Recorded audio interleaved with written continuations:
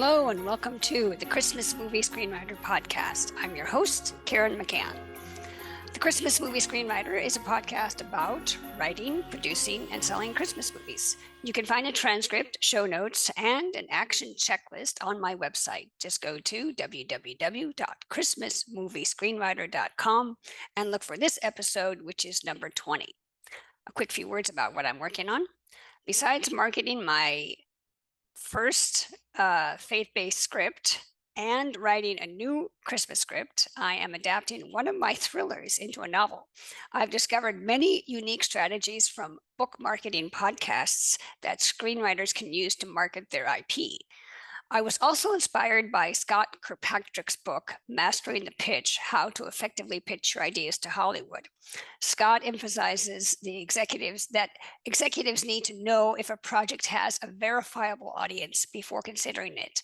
This means identifying and proving a target audience is likely to engage in your project. For instance, if adapting a book, the number of books sold can be a strong indicator. So that is my next big project. And also Scott was one of my guests on my podcast, so you can check out that interview there. And now here is the main segment. Kara Russell is a screenwriter and a VP of Development and Production at MPCA, Motion Picture Corporation of America. Her credits as a screenwriter include Netflix's The Night Before Christmas and Great American Family's 'Twas the Text Before Christmas, A Royal Date for Christmas, Catering Christmas, and more. Her movies can be seen on Netflix, Great American Family, Hulu, Peacock, Amazon Prime, YouTube, and Hallmark. As a development executive, Kara has worked on numerous projects for Netflix, CBS, Peacock, Great American Family, Paramount, Hallmark, and more. She graduated from Miami University, Ohio, and earned a writer's certificate at UCLA. Before working at MPCA, she worked in sports production at Fox Sports and has a background in journalism. Well, Kara, thank you for coming on the podcast today. Thank you so much for inviting me. I'm happy to be here. You are the busy lady. But why don't you take a minute and tell us about yourself and your work? Ever since I was little, I always loved writing, and my background was journalism, but I always wanted to be a part of Hollywood and ended up just moving out here after college and went to UCLA, did their writers program. Just kept working on scripts, writing, learning the craft. It's been a long journey, but a dream job too. Oh, you look very young for you to say it's a long journey. But good for you. That's very kind of you. Can you share your journey of breaking into the industry as a Christmas movie screenwriter? Sure. So when I worked at Fox Sports, they had a wonderful program called the Young Storytellers Foundation, and I was Fox's head mentor. So we would go into elementary schools and teach fourth and fifth graders how to write a screenplay. It ended up being about 5 pages long. And then we would have actors come in and act out the scripts. And so I was in charge for our school of 10 adults, mentors, who would then each be assigned a kid. And I would lead them through the program. We did it each semester. And I networked there with some wonderful people, made some wonderful friends. And one of the mentors was a screenwriter. And she introduced me to the woman who I now work for.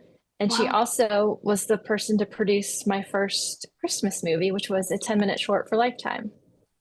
Wow. And she's a prolific screenwriter as well. So it was through volunteering that I made the connections that led to it.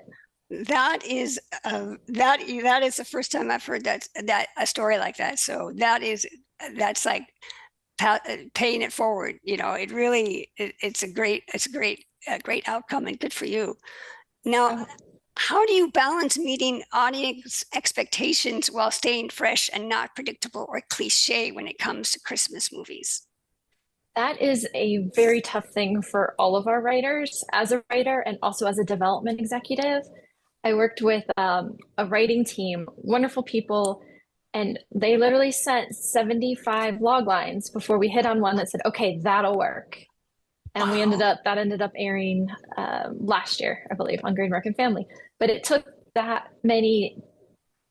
long for them just to have an idea that hadn't been done, we didn't already have in development, was a fun, sweet twist and something new.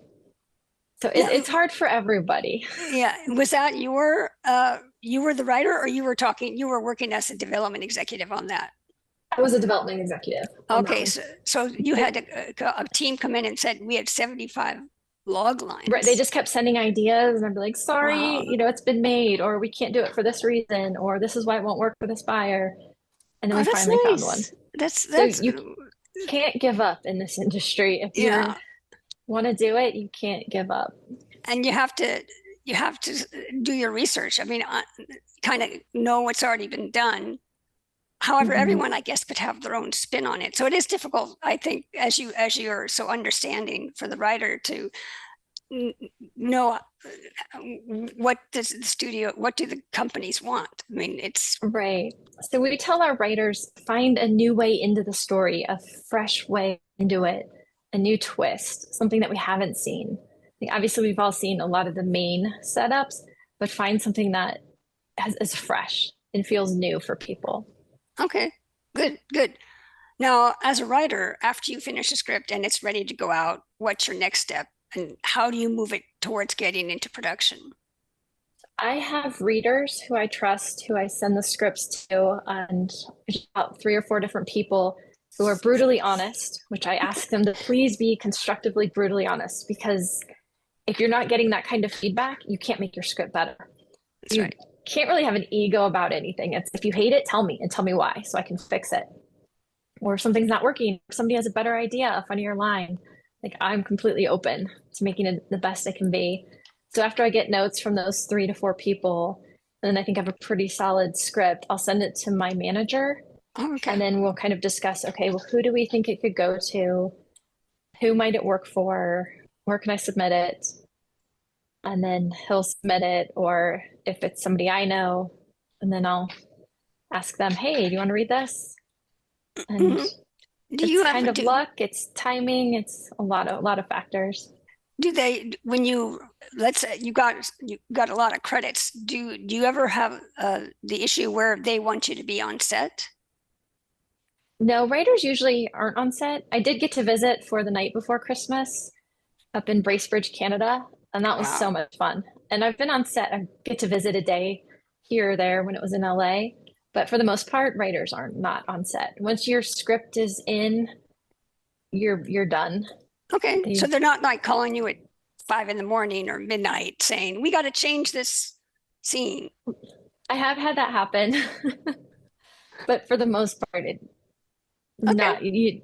Usually they don't, but I have had that happen. Okay, well, it's good that you at least can plan your life. If you don't know, oh, maybe I'll be on set for a month or maybe I won't. It's better that you sort of know that up front going in.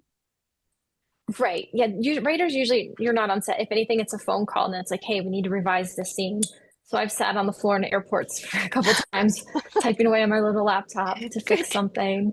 But good. for the most part, I mean, I guess the A-list writers who are making the huge budget Right, action right, movies right, and right, Marvel right. movies, possibly they're on set. Yeah, yeah. So, how would you suggest screenwriters expand their network of producers? Would you say networking, film markets, which ones, competitions, or utilizing online platforms? Everything. Everything. All right. Everything a writer can do, use it.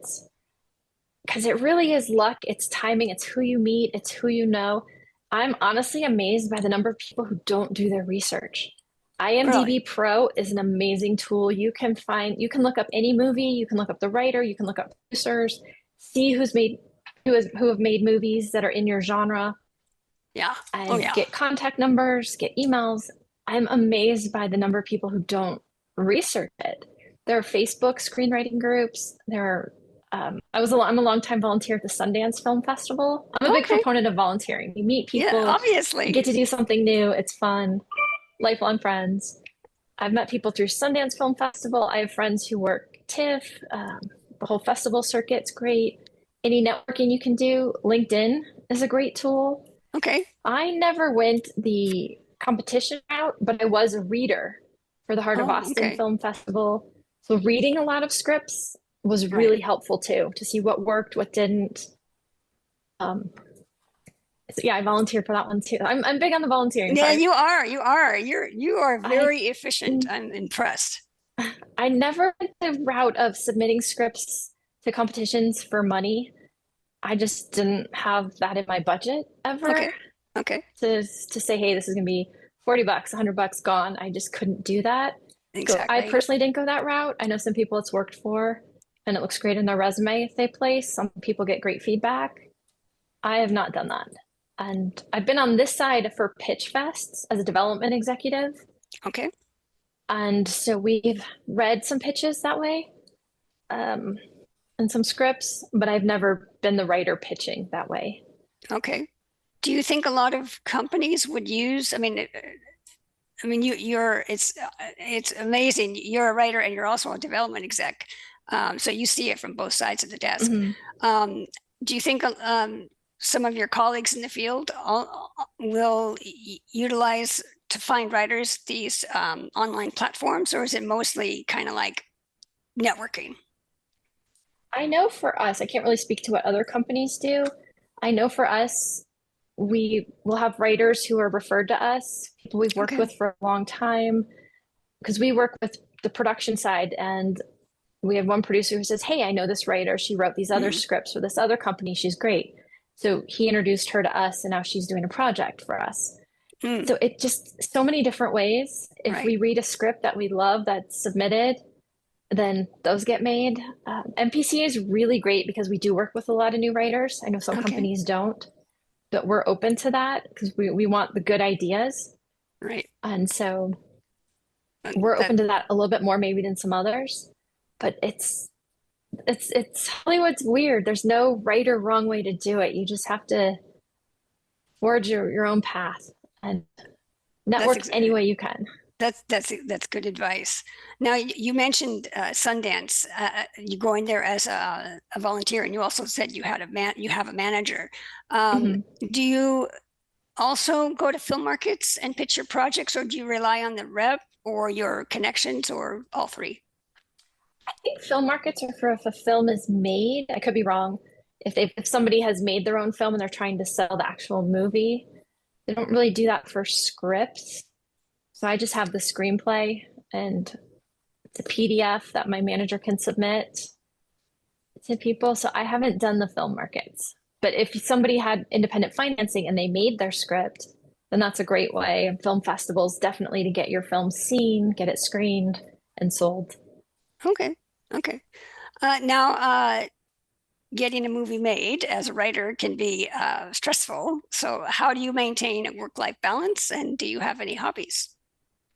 Oh, it's amazing. Like I've been doing this for a long time and it's still incredible when you see something from your imagination on the screen. You're seeing amazing actors saying words that came out of your own Mm, daydream or your own yeah, creativity. Like that to yeah. me is still like that still blows me away. So I'm Mm, not jaded by that. Like I love it every time. Like that's incredible. that's And the first great. time I had a meeting about one of my scripts, I was just remember being blown away. I was in an office and it was from another woman who became a friend, also from Young Storytellers Foundation, Okay.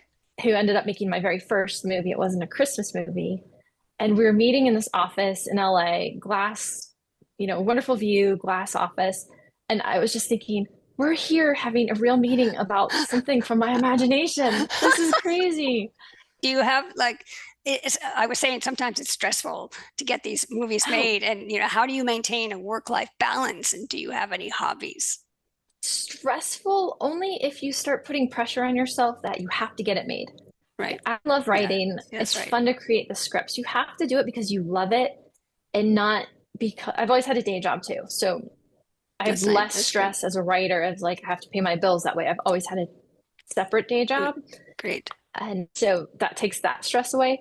But if you put the stress on yourself that you have to succeed, succeeding to me is if you finish a screenplay, whether it Yeah. ever gets made or not Yeah. for a Yeah. writer, that's a huge Right. accomplishment. And that's real to you and in your mind. Yeah. Like that alone is great. So Yeah. I think Good. people need to not put the stress of needing to succeed or what their definition is and enjoy the whole process. Right. Right. And then It, as for hobbies, I'm a big snowboarder. So during are the you winter, really? the more snow, the better. Yeah. Okay. And surfing too? Or I tried it back in the day, but I wasn't as good at it. good for you. Wow, you're quite athletic. Athletic. Now, what advice would you give to your younger self? Gosh, that's so many things. Um, Worry less, I would say. Worry less about the future. Stay present. Enjoy the moment. Keep focusing on your dreams, and yeah, have fun. Worry less because things work out one way or another. That's good advice. Good. We all need to remember that. We need to like paste it on our computers, because it's so easy to get caught up in the race. Now to wrap up, would you like to share any social media details or website links so our audience can keep track of your work? Sure. I am Kara J. Russell on X, on Facebook, on Instagram, LinkedIn. Okay. You can find me there. Oh, wonderful, wonderful.